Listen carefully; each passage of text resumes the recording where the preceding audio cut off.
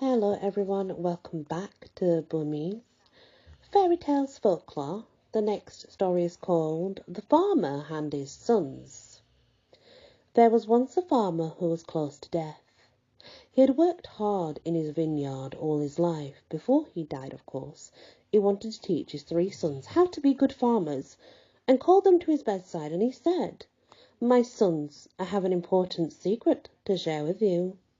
There is a buried treasure in the vineyard. Promise me that you will look for it when I am dead."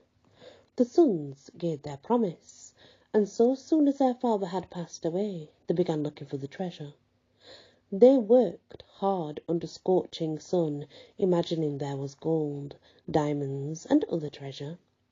Soon they had dug up every inch of the land, but found nothing. They felt very upset. A few months later, however, grapes started to appear on the vines and were of the highest quality in the neighbourhood. The sons sold them for a lot of money. It was only then that sons understood what their father meant by treasure, and they did live happily ever after. The end. I told a story like that in English, so it doesn't surprise me that it's in other cultures too. A sad fate. Long, long ago, there was a very poor family in a village. The young son was called Petu. His friends were very rich and could afford a good education, unlike himself. One day, he saw a crane find a fish and catch it in its mouth. He did the same as a bird, using a spear and catching a fish in his mouth. He became very proficient at this time and also at catching other objects. The king heard about this and called the boy to his palace and asked, "Who taught you this?" Petu replied that he had no teacher as such, not wanting to reveal that his teacher was a bird.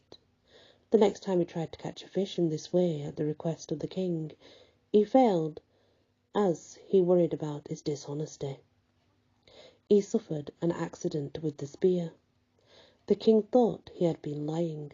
Therefore, Petu suffered a sad fate for not telling the king the truth and showing the full respect to his teacher, though it was a bird.